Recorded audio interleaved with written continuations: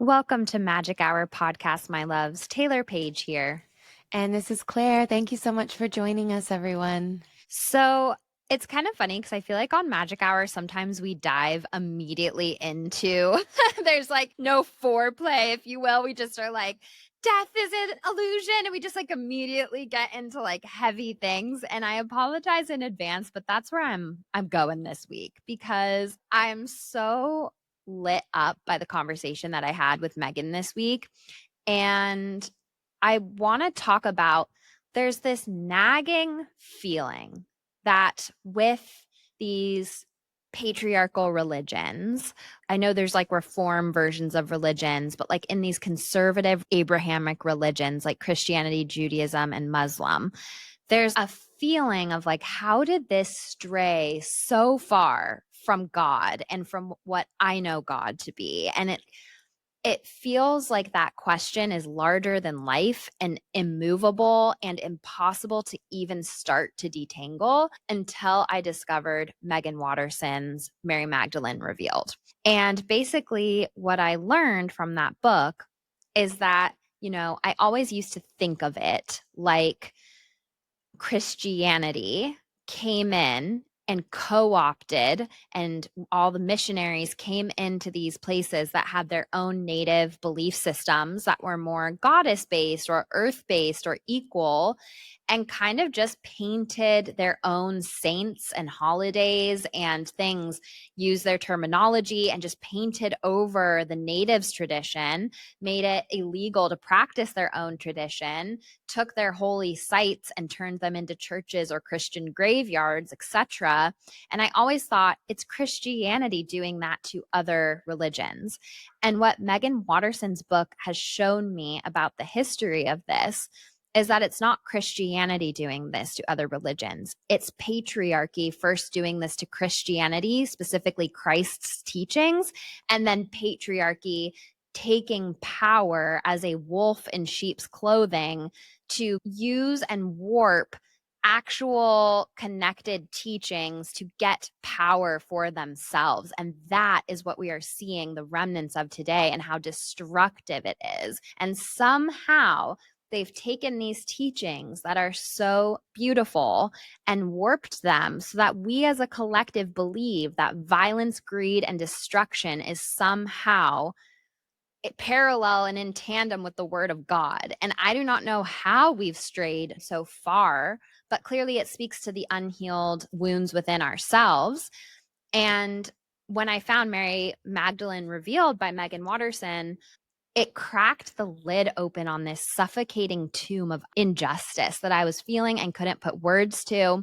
And I don't know, Muhammad and Abraham, I don't know much about the history of Judaism, even though I was raised Jewish, or Muslim or Islam, because I only have started this detangling work within Christianity. And it's been very powerful for me with Meggan Watterson's work because we live in a Christian country, even though we're not supposed to. It's supposed to be separation of church and state. Like we do. It's just like call a spade a spade. And so she talks about in Mary Magdalene Revealed how in the Council of Nicaea, I think 325 AD, Emperor Constantine basically decided what was going to go into the Bible and what stories were going to be taken out. And at that time, anything that referenced Mary Magdalene's teachings of any women in power, so much of the texts that have the full picture were edited out. And that's what I mean by co-opted by patriarchy. So it's not that Christianity itself, it's like first that happened to Christ's teachings, and then they drove that co-opted vehicle into everybody else's teachings. And they used fear and power grabbing and just such superstitious dogmatic thinking to do it, and it's worked so well. And I think it's so powerful to start to detangle how we got this far so that we can find our way back to a true connection with God. Wow, so well said, and a topic I am deeply passionate about as you are. And I think something it made me think about is almost like a parallel to what you talk about when you are receiving messages. I feel like once our brain gets a hold of it, then the messages start to get muddied with our ideas of what they should be and what we think they are.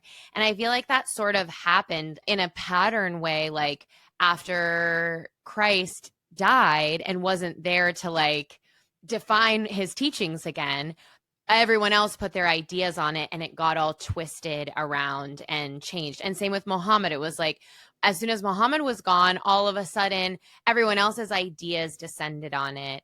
And I think a great barometer for truth too is like, does this feel like it's a tool to control or subjugate? And that's always been a huge sticking point for me with a lot of these organized religions, where it's like, it's just so obviously created by a guy trying to consolidate power, you know, with these rules and this fear mongering, and even this idea that if this God is real, this God is vindictive and petty and jealous and angry. And why would I even want to pray or dedicate my life to a God that represents those feelings? And also, slash, those are just such human experiences. So it just makes me think that like a human came up with that versus like angelic consciousness or God consciousness or whatever you want to call it. So I think a good barometer of like what you were saying, when something feels like it's here to oppress you or shame you,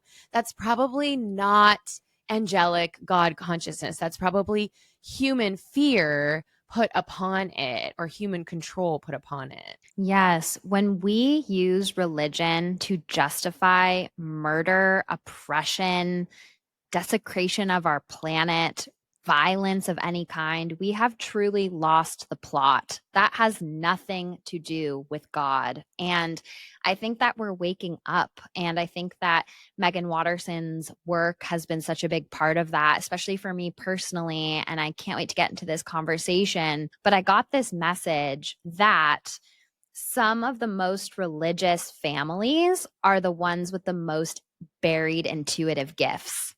And that was like a really interesting message for me to come through, because I think a lot of people in this community tell me, they write in and they're like, I was born into this, evangelical family that took it too far and it was not rooted in love and it did a lot of, it's hurt me in these different ways and it was very abusive in its own ways and very fear based. And I think these souls are picking these families to incarnate into, to reclaim the magic of the lineage, kind of in a similar way that like everything has been kind of co-opted and painted over, and like patriarchy's sort of put its stamp on everything in that way.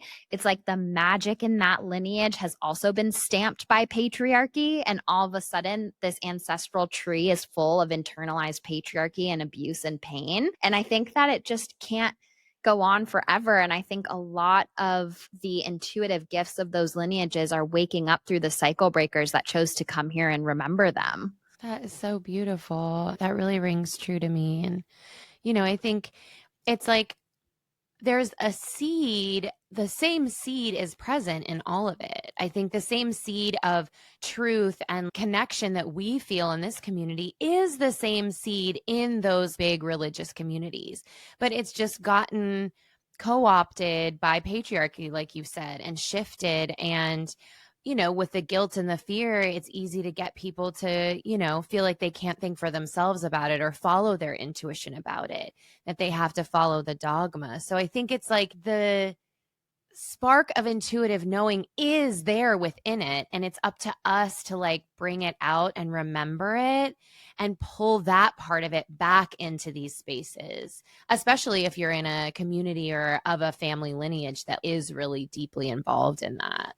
Yeah. And detangling patriarchal PR from actual spiritual truth. And, Yes. I'm just getting this feeling to share like, you don't have to do that work from within the religious structures that have been inherited. You can do that work and actually be closer to Jesus and Muhammad and Abraham and Moses and all of these people by detangling the things within yourself to come back to your power, your channel, and your truth in this purified way. And I think that is what we're all seeing. Like this patriarchal co-opting of our connection to God is not sustainable for our planet. It's creating war and division and separation. And again, that has nothing to do with God. And so conversations like this feel extremely important now. Yes, absolutely. And another piece I'd like to offer too about it, I think it is so beautiful and amazing to feel that connection to these past people like Jesus or Muhammad, all the people from those stories that seemed to have this deep connection and knowing. But I think it's also, and maybe this is just personally for me, but I think it's also really important to remember, yes, those people had connection and they were involved and they had the right idea, but we don't need to make it be about them or constantly focus on them like they're the answers. They just were telling us that we are the answers and that we are God ourselves and that God lives within us. And we don't need to look to some leader or ruler to tell us how to be, but that we simply need to tap into ourselves and then we will know the presence of God. So I think it's so beautiful to hold those people in reverence, but sometimes I feel like we put so much focus on attention on them, like they're the answer. And they were just offering us the ideas that already exist within us. So I think it's more about making it about this present moment and the people here and now that are waking up, your intuitive gifts, your intuitive knowing, your connection to spirit, and allowing that to be enough. You don't need the answers from some old text or from some other tapped in person. Like you have those answers here within you. I could not agree more. And that's so well said. And I think every religious or spiritual leader that's really connected to the divine is not trying to put a hierarchical structure in the world. They're trying to empower people to also wake up. And those have been the teachings that have been cut out because it's too dangerous for us to be empowered and awake and in love. There wouldn't be the possibility of a small group of men to control the world and get all the resources. So I could not agree more. This is a very important conversation to be having. And the only reason that I bring it back to those historical religious figures is because to a lot of people, they mean a lot. And they've had mystical experiences with them as spirit guides as well. So I'm just saying we don't have to completely cut them out if that's somebody as a teacher that you feel really connected to. But just like Claire said, they're like spirit guides that are helping us connect back to ourselves as well. So I'm so excited for conversations like this. They feel so needed, and the divine feminine has been so edited out of the conversation, and it's just so powerful. And I think it's part of the exact medicine that the world needs now. We can't keep clinging on to patriarchy with the costume of religion and God over it. There's absolutely no sustainability in that. And the pendulum is swinging back. And people like Meggan Watterson came here at this time to help us do that. And I'm so grateful for her.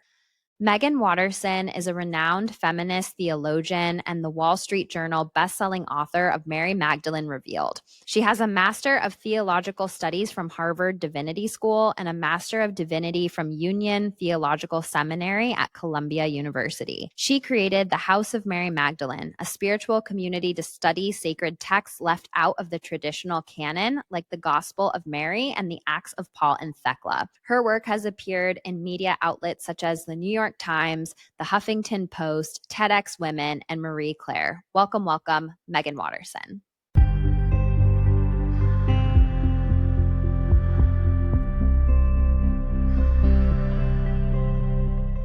Meggan, welcome to Magic Hour. I am absolutely so honored to have you here today. Thank you for having me. Yes, I cannot wait to dive into your book. I have a page full of notes of things I want to talk about. But before we get into that, I always start the podcast in the same way. The first question is, do you know your sun, moon, and rising? All Scorpio. No way. A stellium in Scorpio. Yes. Wow. So your sun and moon are in Scorpio in the first house? Mm. Chills. That is incredible. I'm a Scorpio too. That's amazing. Wow. I've never met a triple Scorpio. It makes so much sense why you're doing the work that you're doing, and your intuition is just so on point. So then this kind of leads into my next question, which is, how does your intuition speak to you? It takes listening to my body.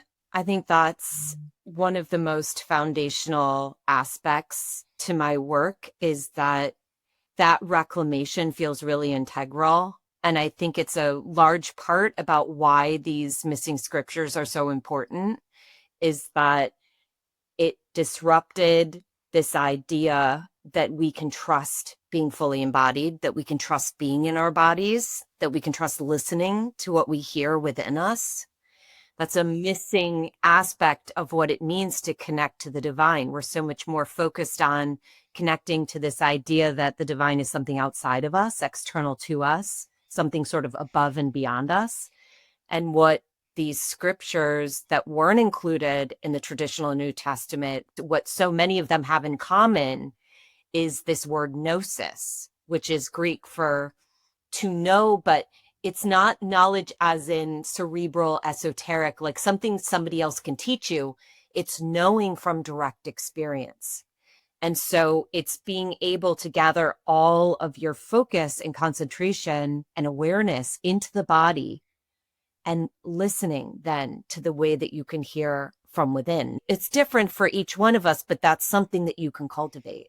So for me, that's what it's even more than intuition, I would say. I feel like intuition is like 50-50. And this is like cultivating a deeper knowing. It's sort of a river beneath the river, something that's really deeply rooted into the essence of who we are and what's meant for us. Yes, and the scriptures have sanitized out everything that empowered us to be in connection to the divine ourselves, so that we had to turn to the church and the patriarchal power structures. So that makes perfect sense, and I love your answer. And that leads me into something I want to talk about very tenderly, because I know a lot of amazing Christians, and I feel like there can be a lot of anger because something you say in the book on page 69 is getting indoctrinated into Christianity doesn't require attendance in the church, because we are living in a world that's been so, especially in the United States, has been so like crafted by Christianity. But I almost feel like Christianity is a misnomer because it's using Christ's name when it has nothing to do with his teachings. And something that you talk about that opened my eyes when I read Mary Magdalene Revealed, which is just such an important book, and I resonated with it so deeply. Something that you talked about, which I don't think people commonly know, is about Emperor Constantine and the Council of Nicaea in 325 AD, and how he basically cut out any story of Mary Magdalene's gospel. He called them, and I don't know how to pronounce this, apocryphal. Yeah, of doubtful authenticity. That's what that word means. Yes, he cut out Thunder of the Righteous Mind and Paul and Thecla. And so I feel like it's more accurate to call what's being practiced currently Constantinism instead of Christianity. It's really important to have that part of history because it helps us understand that it's not a paradox to be feminist and have a thing for Christ, right? A lot of people who encounter my work feel like that's some sort of paradox. But when you really study the first several centuries of what scholars now refer to as the Christ movement, so after Christ was crucified, but before Constantine made Christianity the empire's religion, the Christianity that existed before then, referred to now as the Christ movement, this was about challenging the unjust structures within the Roman Empire that would consider any one of us greater or less than each other, based on some sort of surface or external situation.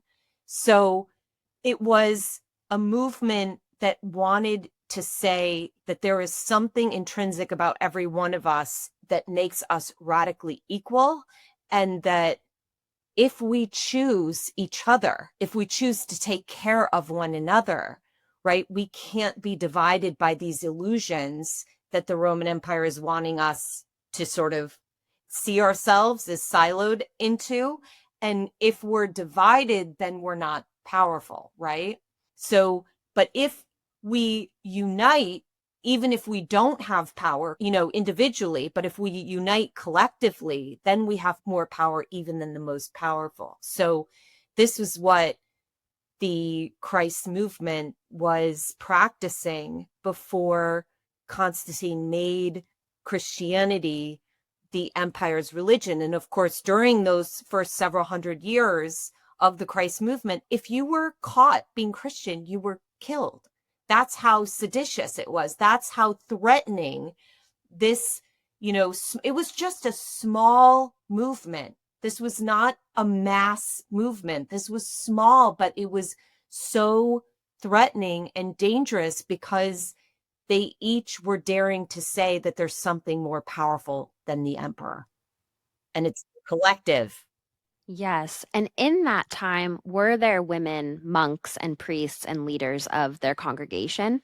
Yes. So what was so fascinating about these groups, they were just, obviously they had to gather in small groups because otherwise they'd be caught, right? So they formed supper clubs where they would meet. It sort of sheds new light on the Last Supper, right?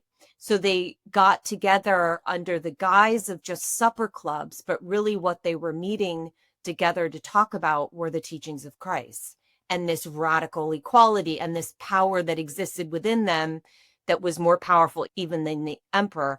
And the word for that is basilica or basilio, which is sometimes later referred to as kingdom. But what that word can also translate as is royal power. So there's a royal power within each one of us. Christ is often quoted as saying the kingdom of God is within.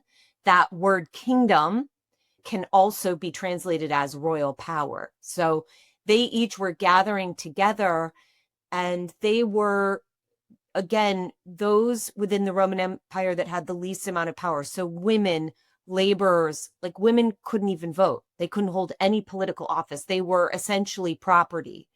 And so these were women, slaves, laborers that all got together and they literally fed each other. So they broke bread. They were companions, which is where that root with bread, companion, that word comes from breaking bread together. And so this is what they did. They were companions. They were brothers and sisters. They referred to themselves. There were varying names, but one of them is just brothers and sisters. The Way, that was one of the groups. So they all had different names and they all had different ways of practices. They weren't interested in sort of telling each other how to be spiritual or how to share the teachings of Christ. They were more interested fundamentally just in providing this space where they could show up not as necessarily a man or a woman or a slave or a free person, but as true human beings, just equal with one another and taking care of each other, literally feeding each other. This is what they cared about. That's so beautiful. And it makes a lot of sense that then Constantine was like, okay, I'm going to take this religion that is so powerful because the original intent was to empower each of us to step into our divinity. And I'm going to craft it into a mockery by taking out the parts that give women or people of maybe not people of color or enslaved people, but it just seems very patriarchal, like very focused on taking out any story that gives women agency over their life. And enslaved people, for certain.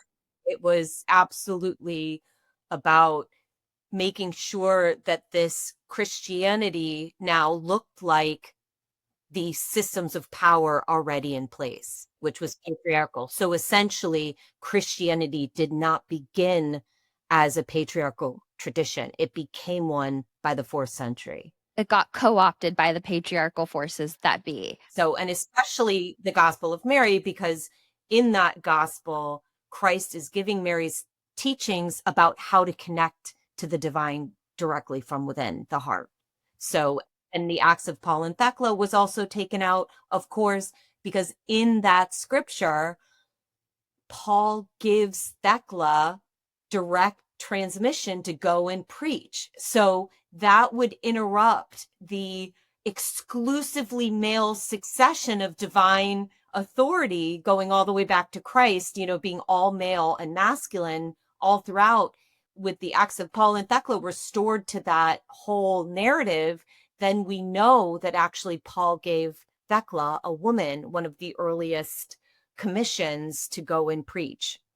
Yes. And I just love that your triple Scorpio self was in church in childhood and was like, I just have this deep knowing that there is more to the story. I am going to go deep into the dark rabbit hole and I will find it and bring it to the light myself. And I just think that that is so powerful. That seems to have been written in the stars for me to do. Yeah, exactly. Like bringing up the shadowy parts that have been. And what's so interesting to me is that one side of my family is Christian and one side of my family is Jewish. And this isn't really spoken about in Christian communities. And it's interesting because I think your book has done such a service to the world. And the part of the title of the Christianity we haven't tried yet gave me like full body chills. And reading that was just so powerful and rings so true to me. But it's just so interesting because that information is out there and people are waking up. But I speak to people who are like very Christian and very devout and they don't know about these things. And it's crazy to me because it's such a big part of the actual religion. It's interesting because the single most common comment that I've gotten since Mary Magdalene Reveal came out, and this is literally from all over the world, I get emails that essentially say, you put into words, you articulated what I have always known. What I've always sensed was true, but I didn't have the information, or I didn't have the ways to put it together as you did in Mary Magdalene Revealed. And also comments that are something along the line of, you reminded me of the Christ I knew before I went to church. Essentially, this aspect of Christ or of Christ consciousness that many people relate to and sense inside them of who Christ may have been, or what Christ's teachings may have really wanted to give to us for humanity, for evolving. But, you know, there's these entrenched traditions that for many feel immovable. They feel like just set in concrete. And what's so exciting, at least for me as a scholar, to have these scriptures now, is that we can have this fuller understanding of what Christ's message was. And it's, to me, the metaphor that I use is that without this scripture, it's like we were seeing the divine like a cyclops, right? With one eye. And now that we have this other, all these other scripture that give us this deeper sense of what Christianity was like before it was institutionalized, before it became the emperor's tradition, and before the women and the knowing, the capacity for us to go inward and really connect to something, that stillness within us that knows. Before that was all taken out, it's like in this lifetime now, we have the possibility of another eye opening, right? And seeing the divine more fully, really being able to incorporate this other half of what it means to be human, which was really, it was a detriment to all of us for it to have been taken out. And I just love that the truth ultimately can't be erased and diminished. And it has to rise, has to come to the surface. And in our lifetime, it finally has. For me, it's very exciting. Yes, absolutely. And I think hopefully your work and Mary Magdalene's story and Thecla's story and the fact that we're more ready than ever to receive and remember these stories, hopefully is a sign of the time shifting and Earth's consciousness auto-correcting or correcting so that we can leave the destruction patriarchy has created. We like are in this pinnacle of so much war and aggression and conflict and intensity. And it's like that is where patriarchy leads when we sanitize out all of the wisdom and the process to becoming more wise. I think it's also very interesting because in my experience of people who are Christians, it comes so naturally to women, I feel. Like all of the women that I know who are Christians are literally saint-like. There's something about them, like not all of them. Some use it to bypass and are not in that state and are just like, all is forgiven. I'm not discounting how abusive Christianity can be and how people who have been indoctrinated or internalized patriarchy can be destructive as well. But I just know some people in my life who are women who are Christians who it just makes so much sense that Mary Magdalene was Jesus's like number one apostle, because there's something about it that makes so much sense in how women just naturally understand that love and that depth and that vision of the heart and all of that. I think the power of the feminine isn't just female. Of course, the feminine aspect of our being as human beings exists for males and females. And any person who identifies, however their sex or gender, however they identify, to have the feminine restored is so foundational, because it's about, as we started with, it's about being able to go inward and trusting the voice we hear when we go within. That's the feminine aspect of connecting to the divine.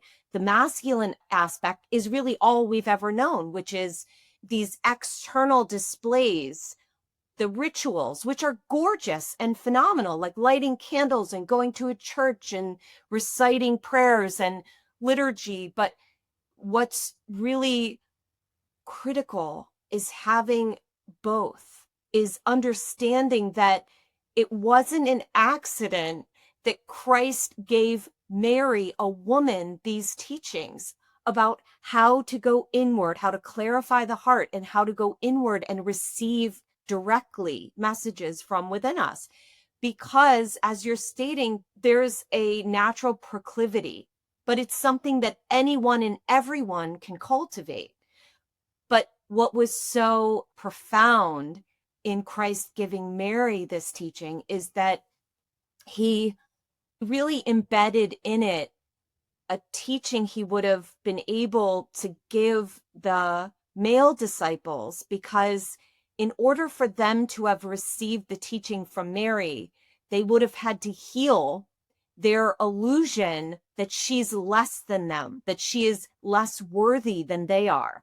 Because in the first century, of course, a woman was considered literally property, and she wasn't even considered like physically to be a whole person. Only the male body was considered a whole human being.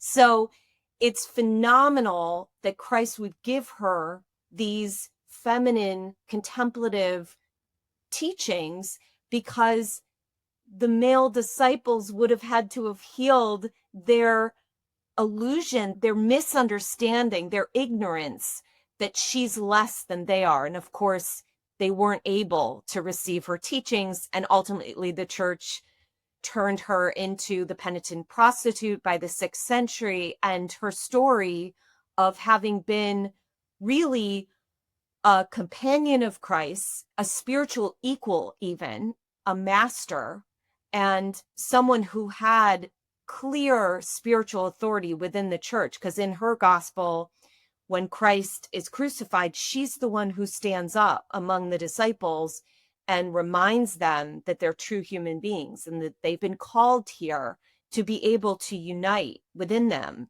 And so she turns their hearts back to the good, which the word good in her gospel is how God is referred to, not God or goddess, right? Not the masculine or feminine form, but just capital G, good. And Mary's the one who turns them back to the good within their hearts when Christ is missing. And for me, it's just never been an accident from the very first time I heard the story that Mary was there at the tomb and that he rose to her first, right? She's the first to see the resurrected form of Christ. For me, it was like, it wasn't just like a right time, right place situation. This was what was intended, because Mary was the one who could perceive him. She was the one who he had already taught how to clarify her heart and see from what in her scripture, the word is nous, N-O-U-S, and it's a word that means the spiritual eye of the heart. She's the one who he had prepared to be able to perceive him. So she was his chosen disciple, witness, But unfortunately, the male disciples weren't able to get over that hurdle. And that's something, unfortunately, that a lot of women still have to manage today, now in our world, still is this struggle with overcoming and healing that illusion, that misunderstanding, that ignorance that a woman is somehow not worthy of a position of spiritual authority. Yes, there are just so many things that you just said that gave me full body chills. That was so powerful. And I love the idea of Jesus giving one of the most powerful teachings to Mary because it requires his other apostles to heal their own bias and ignorance to receive it. That's just so poetic and perfect. Yeah, it was intended. I deeply believe that. And it's still there, that opportunity. I want to talk about Thecla's story now a little bit because it's so powerful and I resonated with her story. And I just have to say, your writing style and the way that you bring ancient scripture into modern day time is super prolific because for me reading those scriptures they're kind of hard for me to connect with. I don't really understand. And then the way you write chapter after chapter that breaks it down, like every single chapter blows my mind. But reading the Acts of Paul and Thecla was so powerful and it just feels perfect for the times that we're into. And so I wanted to start because there's kind of a few different categories that I want to speak to, but I want to start with the idea of Thecla as this woman born into privilege. And she's just kind of privileged like golden shackles because she has a mom and a fiance who would throw her to the wolves if she doesn't, opt into the economy of worth she's been indoctrinated into, I think are your words in the text. And she's disillusioned with that. And she hears Paul speak and she's just enraptured. And I always say that our guides speak to us through a hunger for knowledge. And Thecla so perfectly embodies that to me. And what I love about her story and what you really dug into is that I think a lot of listeners are sort of disillusioned with the economy of worth they've been indoctrinated into. But they kind of, and this is very normal in our society that's always go, go, go, find the answer, find the answer. We look outward, we listen to podcasts, we read books. But what I love about Thecla's story is that she sat in silence. And you really talk about that in the text about how the answer isn't actually outside of ourselves, how when we're feeling that niggle inside of something isn't right and I want to change things, instead of looking outward for the answer, she sat in complete silence. And that was so powerful. I'm wondering if you can speak to that. Yeah, that, it moved me so deeply because I encountered it also in 2020 when the world stood still. So to start reading this text again, to find it, and that moment of reading that she sat for 3 days and 3 nights, and that this is really the invitation that she gives us, how to transform our lives completely, how to get to a place where we're able to make new choices for our lives. And that's really what I was seeking. But what I want to first speak towards is, you mentioned the way that I've included small quotes from the Acts of Paul and Thecla all throughout the book. And that was done with intention because 2025 is, according to the Vatican, a Jubilee year. Yes. What is being celebrated is actually that Council of Nicaea, that first Council of 325, when Constantine began to codify what would become the official scripture for the New Testament. And it's when that process began of scriptures like the Acts of Paul and Thecla and the Gospel of Mary being labeled as apocrypha or of doubtful authenticity. But of course, as a theologian, these scriptures are no less doubtful than any of the scriptures that were included in the New Testament. The Acts of Paul and Thecla dates all the way back to 70 AD. So it's older than some of the scripture that's codified in the New Testament. So that isn't really why it was excluded. It was excluded not because it's doubtful, but because Thecla, at the end of her story, baptizes herself, right?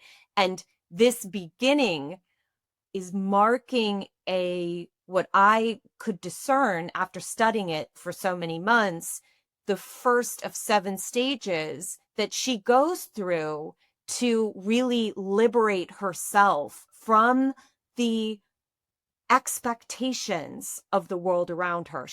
It was not legally possible for her not to marry. She was bound by law to marry. But so we find her in this situation where she's going to be forced to be married to a man, presumably, she's not in love with, but it's her obligation as a daughter to do this. And her mother, obviously, she's the patriarchal mother, is pushing her, obviously, to participate in this economy of worth that will offer her scraps, right? Just crumbs of power via her fiance, her then husband, who will own her and own her children, but will provide her a title and a role. And Thecla, during these 3 days and 3 nights where she refuses to move, which I love also because it's really hard for any of us to imagine just suddenly sitting still in the center of our life and refusing to participate in anything that has been habitual, like anything that other people have just taken for granted that we're going to do. And we just suddenly refuse to do it. And instead we go inward and we ask one question: who am I? So not just who am I, but who am I when I'm not pleasing anyone? Who am I when I am just existing for myself? What is it that I actually want out of this one life that I get? How many of us have taken that much time? And of course, 3 is symbolic, right? It's the number of days and nights that Christ died and resurrected. It's symbolic of the true spiritual transformation. But for me, it's not just sitting still for a moment, it's sitting still and being present while we're sitting still for longer than it's comfortable, right? So to give us enough time where very uncomfortable things surface, like figuring out, oh, wait a second, I'm in this relationship because I'm afraid that I'll feel unworthy if I don't have this man or this partner in my life. Or I'm in this job because I'm trying to impress certain people or trying to prove by producing and providing that I'm worthy and that I'm worthy to be loved, right? So it's like going inward for long enough to really mine that singular pearl of who am I when I'm not pleasing anyone? Like, what is it that really gives my life meaning? And what is it that I want to do with this brief time? We have so little time here. We have such a brief moment here in this body. And to take that time, those 3 days and 3 nights, I think is so critical because so many of us are wrapped up in lives that really aren't our own. We're wrapped up in all of these expectations that we just unconsciously sort of got webbed into. And we're living our lives according to somebody else. So we're living our lives in order to what we think will be loved, right? So that we will be loved. And in the end, we feel a certain sense of emptiness because the love feels conditional, right? Which is really what Thecla is disengaging in those 3 days, which was what moved me so deeply when I encountered it. It's like she's saying, I want more than what's conditional. And the only way for me to find it is to go within.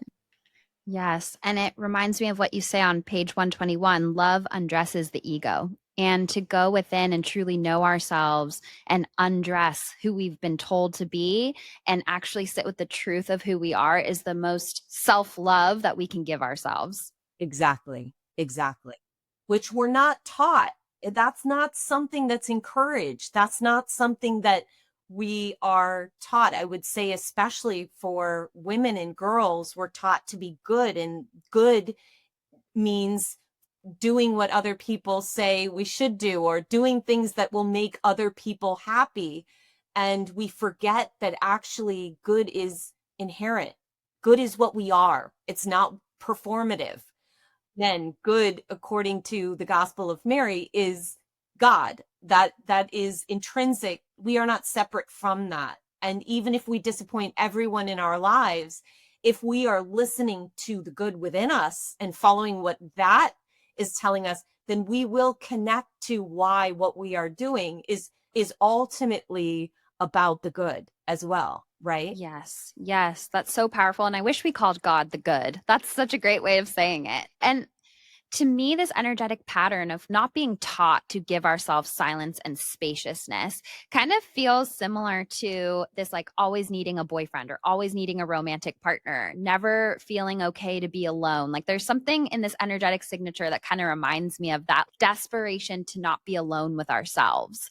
And I think that that's a really interesting trickle down effect that maybe like these stories like Paul and Thecla being edited out. You're right. We've never been taught about spaciousness and silence and getting in touch with the voice of our heart in Christianity. And Christianity is such a pervasive, thought leading religion, especially here in the States. And so I think that it has these ripple effects in the ways that we show up and we run from ourselves. And I love that Thecla was head on sitting in the silence, which can be such a scary thing. And even on a certain level, our nervous system doesn't feel safe to sit in silence sometimes. So just so powerful. And what you were saying too about the good girl, that was such a part of this book that really resonated with me. And when you were talking about a retreat that you had, and there was somebody there, a woman there that basically said, I pour out all of my like love and devotion and attention to the people around me, and I get crumbs in return. And I am realizing now that I no longer find the crumbs delicious.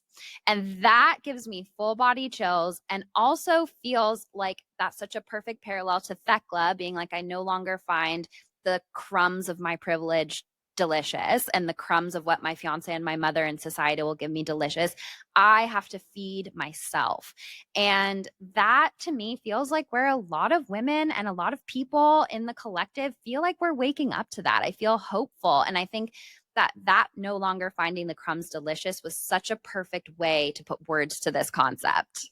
Yeah, it shifts the whole idea of how we receive love, right? So rather than needing to become someone who others will deem lovable, what Thecla is demonstrating is that she disengaged with these conditional terms of being loved, right? Like her fiance was only going to love her if she got married, and her mother was only going to love her if she got married.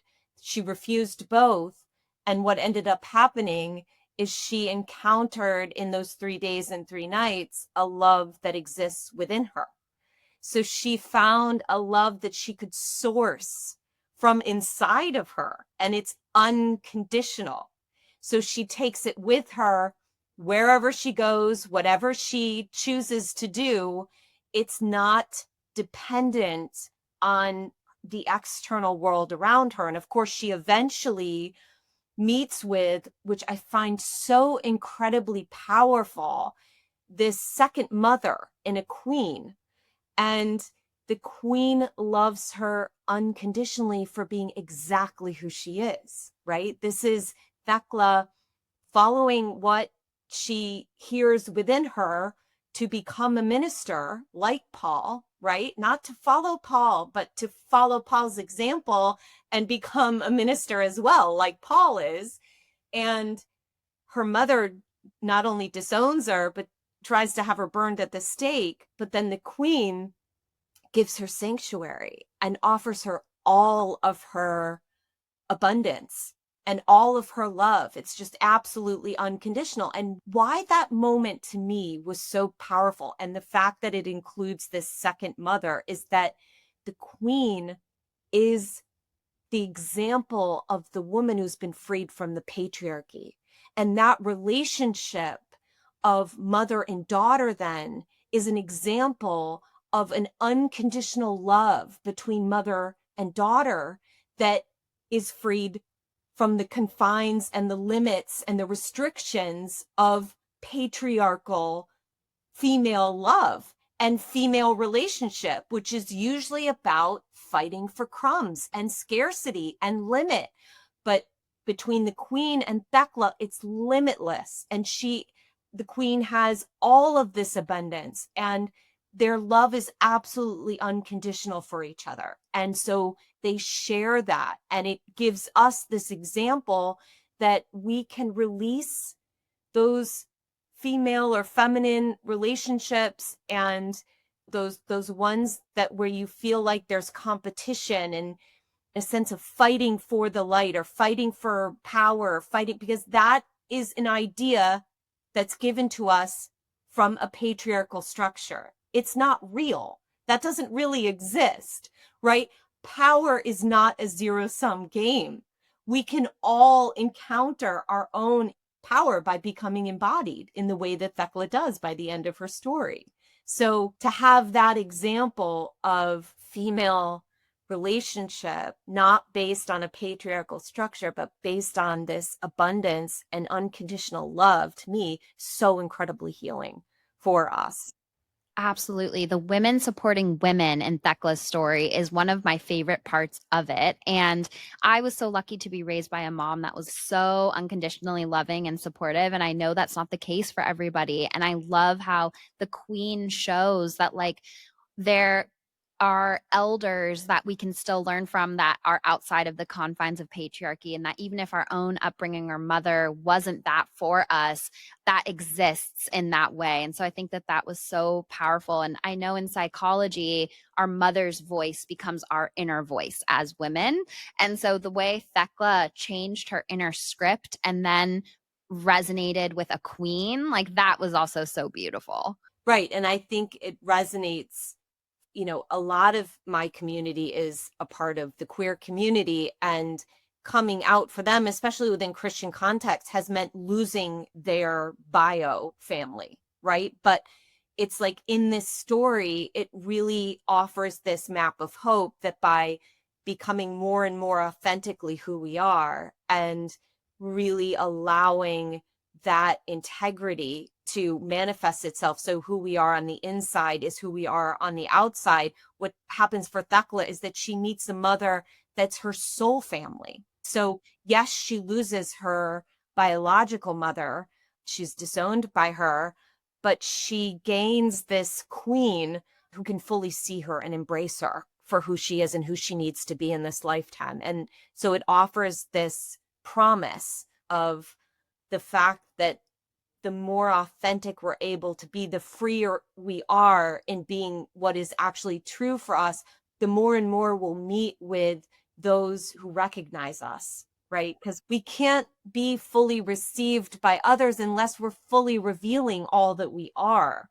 And this offers promise for so many of us who may fear being who we are or may feel unsafe being who we are.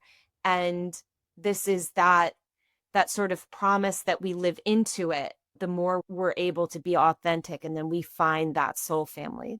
Yes. And I always say, when we listen to our witch wound, we attract our oppressor. And when we heal the witch wound, we attract our soul family. And I feel like this story is a perfect encapsulation of that. And it's very synchronistic what you're bringing up, because I was just thinking about this. I was thinking about this last night and talking about this with my aunt, who was also a non-denominational reverend at a trauma hospital. So that part of your book, when you talked about being in the NICU and stuff, she sits with patients that are going through very intense things. And she and I were talking about how sometimes, like, for example, Thecla walked away from her mom and fiance that were only giving her crumbs and that were violent towards her. And sometimes those of us in Thecla's shoes who decide to walk away can still find ourselves being like, there's no justice, there's no karma, they're still living their best life, and I'm the one, like, struggling on this healing journey. But I think what the queen coming in and all of this soul family coming in really encapsulates for me is that the karma for people who only give crumbs and who are conditional is that they ultimately push away the real ones. They push away the people who are deep and wise and loving and authentic, and they only attract enablers, people that walk on eggshells around them, and people who are also conditional. And I think that's the karma. It's like Thecla's mom and her fiance weren't just having the best life in the time of their life after Thecla left. They were still in their consciousness of misery. And instead, Thecla did the deconstructing work that was painful, but it ultimately led her into her most powerful, loving chapter. And I think that's a part of the story that's also really beautiful for anybody who feels like they're stuck in the story of, like, what about the consequences for the people that are just giving me crumbs or are, in the worst case scenarios, being harmful to me? Right. The aspect of Christianity, for me, that's always resonated the deepest is this concept of mercy. And that word, it comes from the old Etruscan, which is merc. And so it means an exchange. And we have been conditioned to think that mercy has to do with the other person who we're forgiving or having mercy on. And it is all about the energetic exchange of giving over what the ego is saying about the whole situation.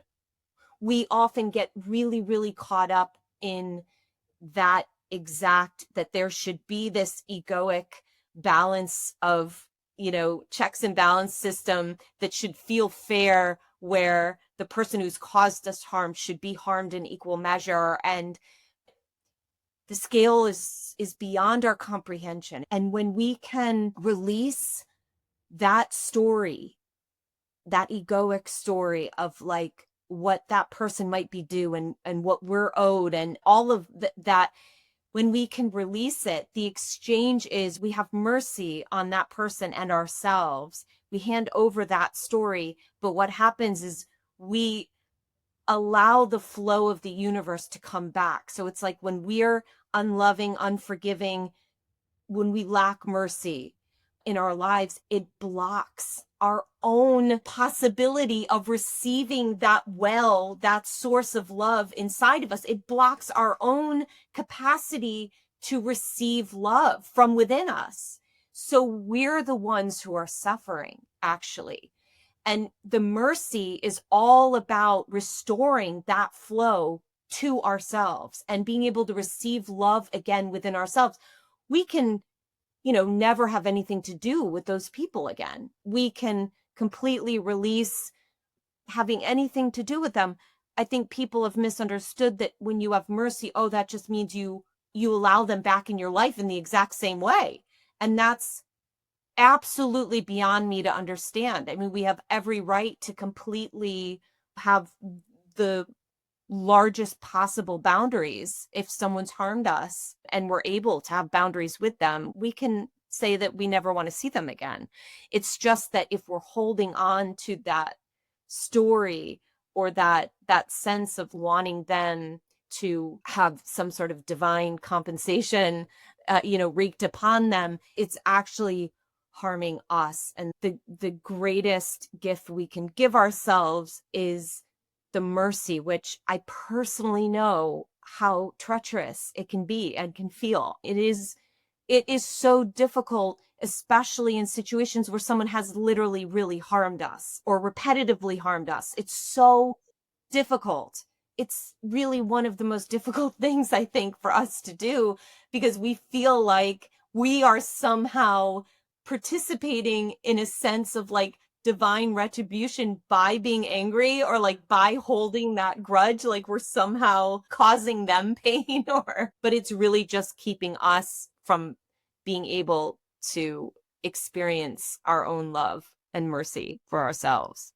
I love that answer so much. And it's so true. And there's so many things I want to say. I just want to quickly touch on something you talk about a lot in the book, anthropos, which is being fully human and being fully divine. And I think what you're speaking to of mercy is the part of us that's fully divine. The part of us that's fully human is like, oh, they should suffer and pay. And I don't feel safe to let go of my anger because what if I'm hurt again? But the part of us that's fully divine is like, mercy for our sake, if nothing else. They're just a soul going through an experience and they've forgotten who they are and they're in their own creation of hell on earth. And so I think this time that we're navigating has been such an interesting time where I come back to this idea of anthropos, of really being fully human and fully divine, which means we'll never be perfect. It's a balancing act. We're never going to be like ascended masters. Maybe we'll have moments and glimpses of it, but then we come back down into the human world. So I really love that concept. And that's the whole point. It's not something to feel shame about, or that we've somehow taken all these steps back when we realize we're in this state of rage or we're in this state of ignorance. You know, when we find ourselves in one of those powers of the ego, right, which is very derailing and very convincing, the whole point then is that we have the opportunity in that moment to bring love to where it hasn't reached before. So we use that moment, we use that awareness, like, oh my God, look at how enraged I am, right? Like, let me take this moment to be able to really feel it, but not act on it, right? Feel it and listen to it. Allow the rage to be information. Like you said really powerfully, we're often angry because we feel that the anger is keeping us safe. It's providing a boundary for people or institutions that have harmed us horribly, but that anger is harming us. And so if we can take the time to listen to it, what is it informing us about? And it's often, as you said, it's often going to give us some really incredible information about what we care about most in the world, and about who and what has harmed us and what is dangerous for us. So we take all that information, we listen to it, we take it seriously, we take our anger seriously, but we don't act on it. We let all of that be heard and known and understood, but then we return to love. We release it. We exchange it, right? Mercy, mercy. We release it. And we have this moment then to look at all that information we gleaned from really listening to our anger and taking it seriously, but then acting from love.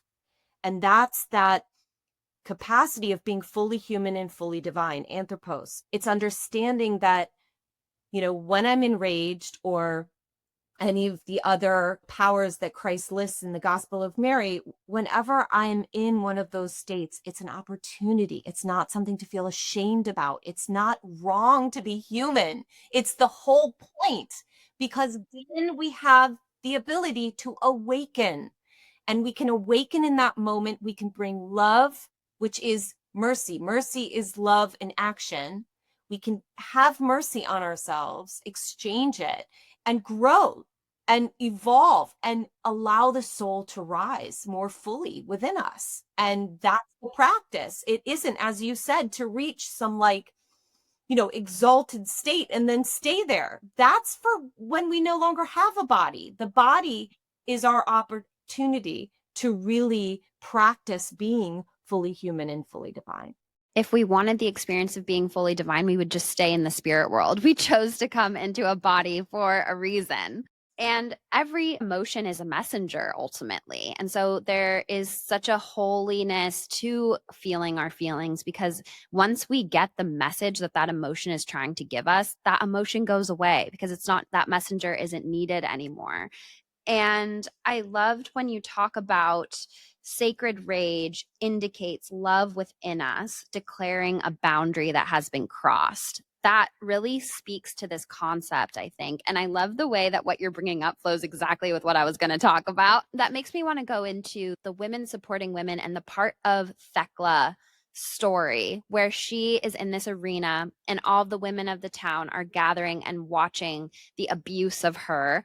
And I almost feel like, well, I don't want to give spoiler alerts about Thecla's story, even though it's like an ancient story. But, you know, the women are watching this injustice happening to Thecla, and they cry out in unison. Their voices ring out, and the rage is this sacred indication of the love within them that sees a boundary being crossed. And I have chills as I'm speaking, because we, as humans on this earth watching injustices happen, we feel that rage inside. It's sort of like how grief can be indicative of love, so can rage in certain ways. So we're in this moment where I feel like we can both resonate with Thecla and the women in the crowd. And what would you say to people who feel this rage stirring in them and want to band together? I mean, you talk about the Me Too movement as an example of this.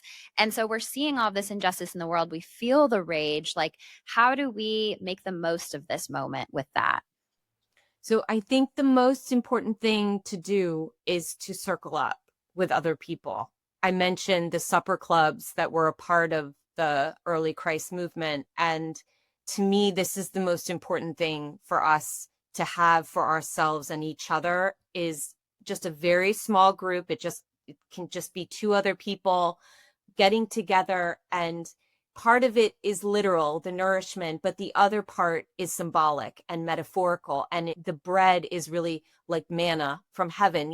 It's feeding each other that spiritual nourishment, that reassurance that we're not alone, that we have each other, and that we're here for each other, right? The whole point really is to be able to band together and to help each other listen to what we hear within us. Only we can discern what the soul says within the heart, right? Of what's truly meant for us. But we really need a community of others, even if it's just a small amount, a small group, to help us have that unique courage to take action on it and to really take that voice seriously on what our unique contribution is going to be. Because often we feel like we have to look like some sort of valiant activist doing work in this really visual and dramatic way. And when actually we have a different, very precise, but no less important role to play in the ultimate unfolding of the good, and in the message of love and being in service of love. And so we can sometimes discount it or discredit it and not want to hear what it is that our soul is saying is an important contribution, because the ego's judging that it's not flashy enough, or newsworthy enough, when really it has its merits in ways that maybe the ego can't comprehend. But it's going to be something, and this is the quality of it, that feeds us as we feed others. That's the essence of how we know we're doing what it is the soul truly wants us to do, because we are as much a part of receiving as the person who receives. It's this really unbelievable figure eight that happens when we're doing that soul work in the world, and it's how we can recognize it. That's beautiful. And I love how you said, like, don't compare yourself to what other activists are doing, because the light and the good works through us in its own unique way. And I feel like sometimes, especially on social media, there's this energy of giving crumbs or conditional love for performative activism, and it's like that's not creating. It's almost, it kind of reminds me of people who have abusive parents going to school and bullying people, and it's like we're in this world where there's abusive power structures, and then we abuse each other and judge each other and take our anger out on each other for what we are or aren't doing, and we're judging. So I really love that message of like, just because we're not posting on social media doesn't mean we don't care. There's ways that the light can shine through us and that we can do creative, loving acts to make the world a better place. So I really love that. Absolutely. And locally, where we are. And, the power of the end of Thecla's story is that the women were the ones who had the least amount of power, right, in the first century. And here they are in the arena, the ones with the least amount of power, and they're the ones who change the outcome of Thecla's story. They are the ones who band together with just whatever they happen to have on them, right? So it's like they're throwing rose petals and cardamom and cinnamon and nard into the arena because that's what they happen to have on them. So to me, it speaks towards what you're saying, this creativity and this start where you are, and don't question your contribution from the state of the ego. But it's that effort of saying, I refuse to see you as separate from me, which is what all the women did in the arena. They saw this injustice of Thecla being put to death simply for trying to protect herself from being assaulted by a powerful political man. She's gaslit as if she's the one who committed the crime. and is going to be put to death. And it's the women in the arena with the least amount of power who band together with whatever they have on them, and they change the outcome of her story. And it gives us this really powerful formula that there's no amount of powerlessness that is without power once unified. And that's what they demonstrate for us. And this is when all the women cry out in a loud voice as if from one mouth, right? At the end of the story, they unify. And it's a promise that was buried so long ago in the 4th century. And now we have it for this time. And to me, it's meant to be. Yeah. It's so powerful how something that is so ancient still connects so deeply today. And the last thing I want to say, end it here, is that Thecla demonstrates, you say this on page 170, Thecla demonstrates that no one is coming to save us except the one we become by saving ourselves. And I think that's the perfect place to end this saga, because there's so much juiciness and goodness in the book. But that quote just is a perfect summation of that. Thank you. Yeah, I could honestly pick your brain about this stuff for so long, and the work that you're doing is so important, and you are helping the women's voices unify to become one. So thank you so, so much for your contribution and for waking up so many people to the Christianity that we haven't tried yet. And so where can people find your work, your books, everything? At my website, my name has 2 G's and 2 T's. So it's megganwatterson.com. Yeah, we will link that. And The Girl Who Baptized Herself is coming out July 22nd. So get your hands on that. Oh, it's Mary Magdalene's birthday?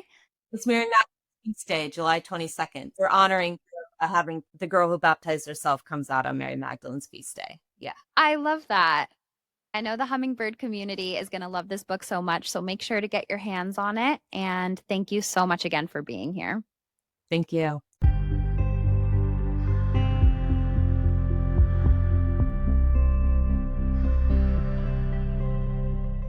Hi, my loves. Before getting into Sitting with Spirit, I want to take this chance to tell you guys about my Healing the Witch Wound 3-part pre-recorded workshop. It is so powerful. And if the themes of this episode resonate with you, if you have histories of religious trauma, if you fear your spiritual gifts, if you have a shadowy relationship to intuition, speaking your truth, being powerful, being inconvenient to patriarchy or the powers that be, this is the workshop for you. We go into what is the witch wound, how to heal it, ancestral healing and cycle breaking. We go into mapping your own modern witch's journey, creating a magical practice, and so many magical tools to help you undo centuries of patriarchal PR that have disconnected you from your birthright of intuition. To learn more, go to angelsandamethyst.com under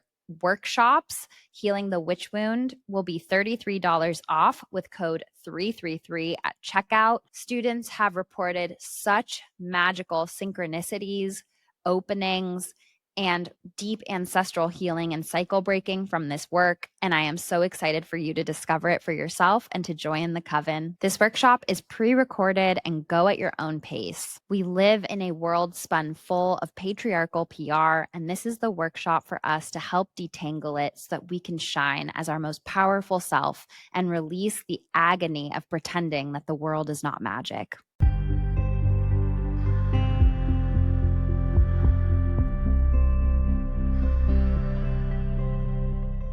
Welcome back to Sitting with Spirit, my loves, the part of the podcast where we sit with our angels, our guides, and I give the messages for the collective. Take what resonates, leave the rest. So for this Sitting with Spirit, there have been a couple different things coming up for me that I have felt called to share on the podcast. And Sitting with Spirit is the part of the podcast where I don't only just share what I'm actively tuning in for this week, but I share what's been coming through intuitively that I know is also for the podcast. And so if you listen to episode 224, last episode, I believe, I give a message in the Sitting with Spirit about living through energetically heightened times on Earth and how in those conditions, they are not as conducive for accurate predictive information when it comes to the collective or society or the world. It's very difficult as a member of society to give accurate, intuitive predictions without any level of projection, imagination, or looking for confirmation of our biases. And so one of the big ways that our guides get information to us about these times on earth is through dreams and trance states. Those are two states where our conscious awareness steps to the side or is asleep, and then accurate information can come through because we're just receiving what we get instead of interpreting or searching for things that we're expecting to see. So I had a dream and it felt very profound while I was having it. And I shared this on my Instagram, but I also wanted to share it on the podcast because I think it is relevant for all of us. And in this dream, it was a very sort of apocalyptic type of setting where everything was a little bit dingy and dark and you couldn't trust anyone. And in that dream, I was a seer, a professional seer to a queen. And that queen was mad. And she would do these things that didn't make any sense or be all over the place. And it was interesting because in the dream, I knew that she had a good heart and I cared for her, but I also couldn't trust her or what she would do. It was very interesting. And I don't think I've ever had this sensation before, but in the dream, I had a vision within a dream.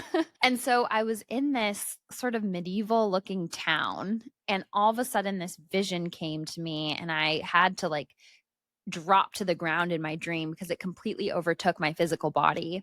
And in the vision, I saw humanity being at a crossroads. And I saw this fork in the road marker with like 7 or 8 different directions that humanity could go in. Keep in mind, I'm not saying that this is literal. I'm not saying that we're only limited to 7 to 8 options. I know there's infinite, but just stick with me while I talk about the dream. And so the 7 to 8 markers were all pointing different directions. And the message that I got was that the direction that humanity goes in will depend on how we react to fear in these times. And that right now is a moment where, on the collective and the individual, the voice of fear and very real fear inducing circumstances are being very much turned up. And that how we learn to regulate ourselves through these times, not go into victim mode, feel the fear and do it anyway, show up for our communities, how we push through fear is going to basically decide the direction that humanity goes in. And that felt very profound to me. And then in that vision, I was seeing spiders everywhere. And I know everybody has a different association with spider as an animal guide, but my association with spider, when it comes up in my personal readings with people, is all about facing our fears and how 9 times out of 10, the fear fantasy is worse than the reality. And I know that some, ancient cultures saw, or indigenous cultures saw spider as like a weaver and about manifestation and aspects of the divine feminine. And I'm sure that there are elements of that my psyche was weaving in as well. But it felt very tied to fear, and probably because I'm afraid of spiders. And it's like an irrational fear. There's nothing really to fear from spiders, but that's why spider is such a powerful animal guide for me in lessons around fear. And so this leads me to the next part of the message. So this is no longer the dream territory. That was the dream. And then I woke up and I was like, that feels really profound. And I know that a lot of us, we have very real collective reasons to feel afraid, and there are so many atrocities happening throughout the world. And I think that there's also individual fear that's turned up, like fear of what if XYZ never happens for me, fear of speaking our truth, fear of getting started in the direction of our dreams. Right now just feels like a time where we're really in a shadowy, fearful consideration on the individual level as well. And as above, so below, and everything mirrors each other. Then it was very interesting because I was ruminating on that dream and thinking about it. And my Spotify randomly started playing episode 213 of Magic Hour podcast. And it skipped to the part of sitting with spirit because I guess I had already listened to part of it when it came out, or I was checking it or something like that. And part of the message of that sitting with spirit, go back and listen to it if you haven't, is that fear summons our inner witch. In times of heightened fear, our inner witch stirs. She opens her eyes, she looks around, and she has been awakened. And when we feel the fear and do it anyway, we activate our unique brand of magic. When we reclaim our power back from fear and remember that we are not victims, we have always been the goddess waiting to remember herself, then we activate our inner witch. And the witch is not a victim. Victim consciousness cannot exist alongside the witch. And this collective moment where fear is so heightened is really asking us to wake up the part of ourselves, that witch consciousness, that witch archetype within ourselves that has been banished, silenced, dimmed, and pushed down because it's extremely disruptive and destructive to patriarchy and capitalism and the powers that be. But the powers that be have taken it way too far, and it's not sustainable the way that they are swinging the pendulum towards an even more disproportionate level of power. And so we almost have no choice but to welcome and awaken the witch. The witch is a morality keeper. She is inconvenient to the powers that be. She uses her voice. She is powerful. She is a steward of the land. The witch is the part of us that fully embraces every single ounce of our power, mind, body, soul.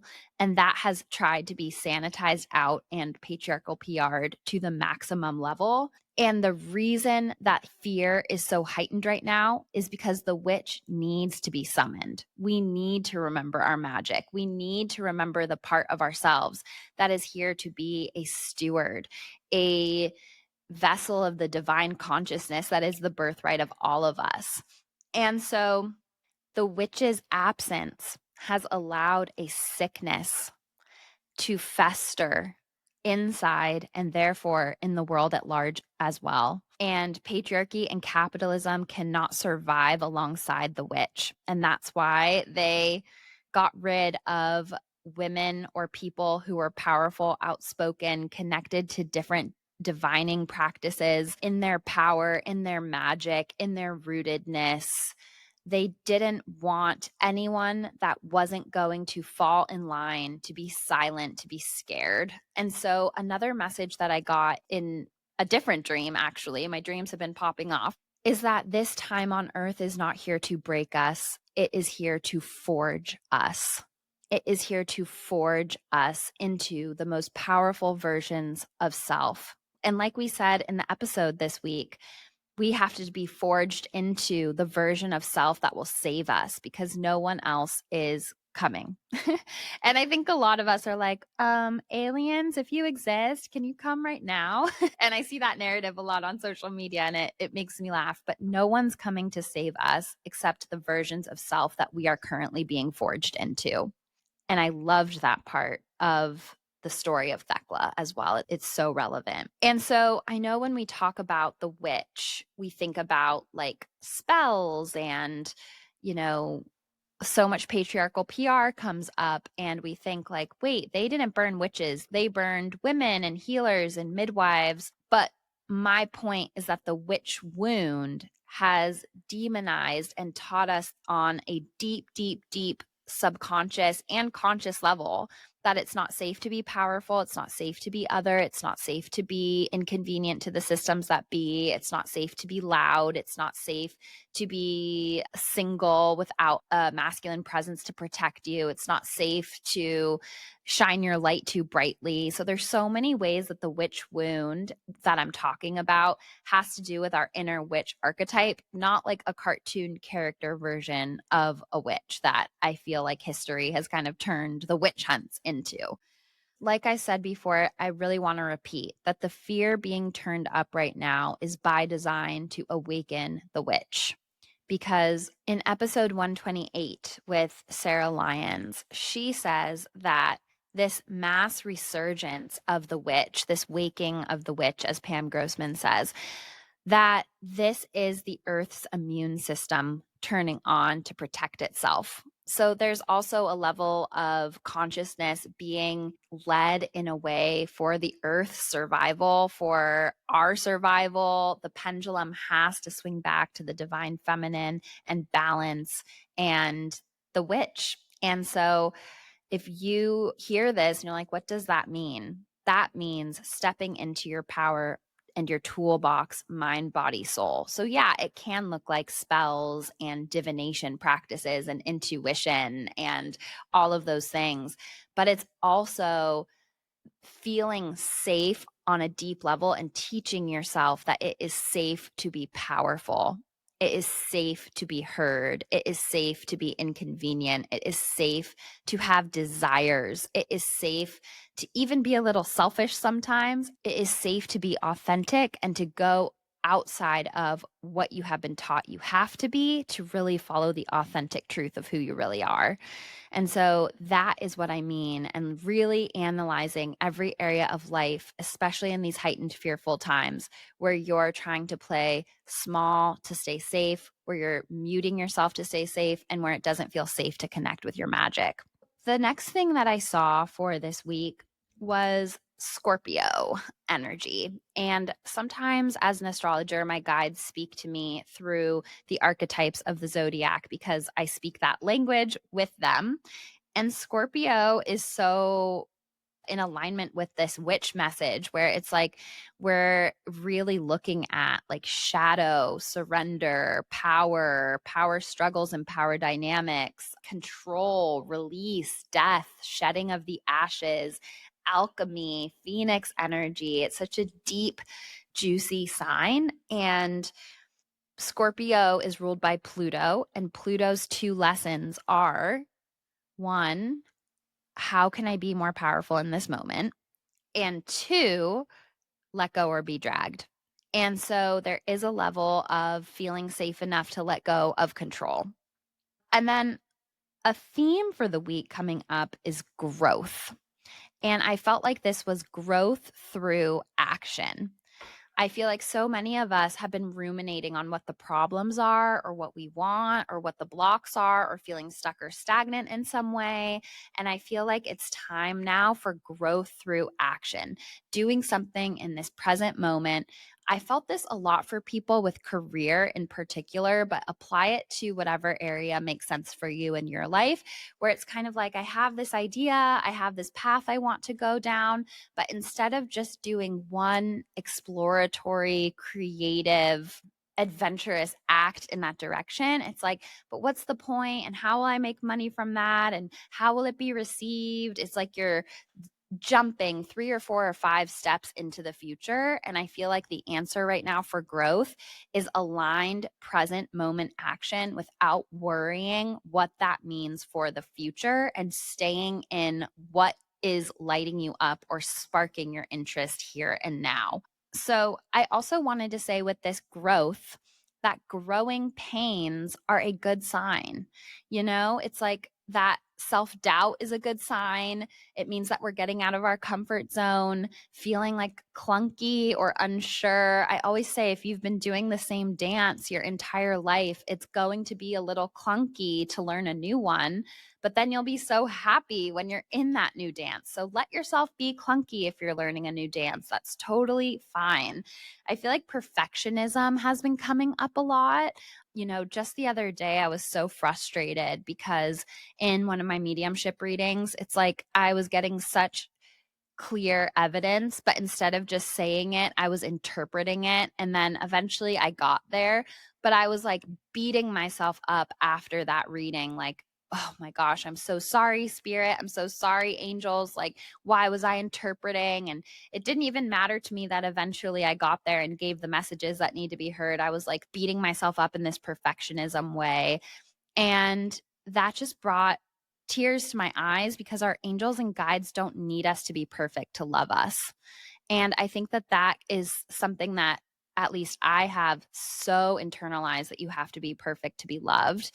And I think that that's one of the beautiful things about growth and learning this new dance is releasing perfectionism. And perfectionism is just a form of control, bringing it back to that Scorpio energy and that letting go a little bit. Like, let yourself be a beginner, let yourself fumble, let yourself make mistakes. It's better to make mistakes, but move forward in an aligned, exploratory way than not give your angels any momentum to work with. And with that being said, I saw this flower blooming as I was getting that message of growth. And we are all in such a growth portal right now. And we are coming into bloom in this beautiful way, and just keep allowing that to unfold. And so, going into the mediumship for the week, I actually was connecting with the sweetest 12-year-old girl in the spirit world. She was like 11 or 12. She felt very preteen to me. And I heard the name Rachel. So that would either be a Rachel or an R name or an RA name. And I felt so much like warmth and innocent and excitement. And I just feel like she was such a light beam for everyone around her. And I feel like even though her time on this planet was brief, she did what she needed to do. She was very much an earth angel and a teacher for everyone around her and how to be in more joy. And I also felt this sense of humor as I was connecting with her. And I also heard the name Teresa, but I felt like that would either be somebody associated with her that was either named Teresa or had a T name. Maybe that was her mom or her sister or someone she was with on the other side, but the R name felt connected to her. Teresa felt connected to somebody associated with her. And then she was showing me that like the smallest things would bring her the biggest joy. Like, she was showing me how excited she was when she got her ears pierced.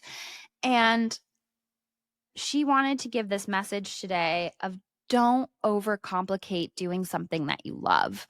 And I feel like as we get older, we put meanings onto things. We're hard on ourselves. That perfectionism and control comes up. And we're no longer enjoying the simple pleasures of giving our heart what it asks for in the way that we used to before all the responsibilities and intensity came. And so there's something just very sweet about this message of letting yourself fully enjoy the simple pleasures of life, doing something that feels good to your heart without overcomplicating it, without immediately jumping into, what you're going to be doing next, if you can make money from this thing, if you're good at this thing. It's like everything feels like from a survival mode place that it's being so overcomplicated. And she just wants us to come back into the present moment, to enjoy the simple things and to build the practice of being in joy. I feel like so many of us are so out of practice of enjoying our life. It's like we eat the meal we've been looking forward to and we're already thinking about the next thing. We listen to our favorite song, but we're not fully present with it. It's like just there's little ways that there's opportunities for pockets of more joy and filling up our cup. And I know that we're navigating really intense scorpionic times on earth. I know that there is so much happening, but I feel like if we can practice joy and have a strong cultivation of being able to stay present and find pockets of joy where we can, that is what is needed to fill our cup up and to help us know which direction to go in as we navigate these times. It's like just being an activated, upset, chronically stressed out person. Although I understand why that could be, especially in these times, it's not helping anyone. It's not helping yourself. And that brings me to something I just feel called to share on a personal level.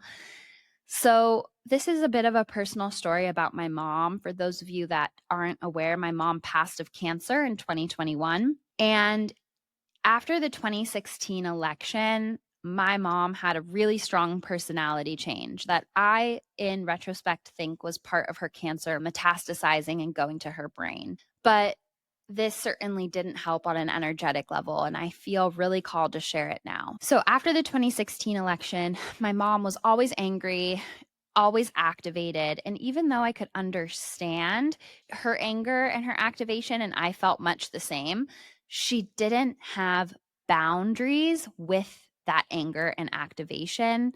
And it slowly ate her up from the inside out. And it would get to the point where when we had conversations, we would be agreeing with each other and she would be yelling at me. And I was like, I'm agreeing with you. She was just so upset. And my mom was a Pisces sun and moon in the 12th house. She was so sensitive to her environment and the world around her. And so, as an empath and as sensitive people in these times, it's so easy for us, like a sponge, to soak up all the discord, but our physical body cannot take it. And that anger grows like a tumor within our energy. And the way to move forward is to get the information from the anger as a messenger and then to do something about it instead of just stewing in it, talking about it, complaining about it, venting about it. Because I watched firsthand that our physical bodies, like, they cannot take that for a prolonged amount of time. It will make us sick. And so it's interesting too, because I watched my mom's like aura colors changed. I watched her slowly lose herself and turn into such an angry version of self. And I think we're in these unprecedented times with the level of technology and media and news stories that we consume. As I always say, it's really important to be informed, but then where do you co-create with panic? And I think that this is part of the message this week of learning how to navigate fear. Can we get the information from the story and know what's going on and be informed without letting fear push us into obsession and co-creation with worst case scenarios and fear fantasies and resonance with content that's only trying to like provoke that fear in us? It's almost like a nervous system addiction to fear in a certain level. And so I just really want to share this part of my mom's story as a warning that a lot of us, that I don't want the hummingbird community to follow in my mom's footsteps. It's really important for us more than ever to work on ourselves, like somatically in this time, to tend to our inner children, to take boundaries in space and rest where we need it. Because again, it's really intense, and it was really hard for me to watch my mom get so consumed by what was happening on the collective. And again, even if we can understand it cerebrally, we need to protect ourselves too, so that we actually can be of service. And it's so important now for us to do the work that we need to do so that we can continue to be a clear channel. And I'm really sharing these messages of collective intensity for the US listeners because there's so much going on in the US right now. But I know that there's stuff going on all around the world, and I'm sure that everybody can relate to this on a certain level. So I hope that these messages are helpful. Stay above it as much as possible. Don't get sucked into the bottom of it. Stay above it so that you can make a clear, level-headed, strategic approach for how your unique brand of magic can be of service here and now. Much love, everyone, and have a beautiful week.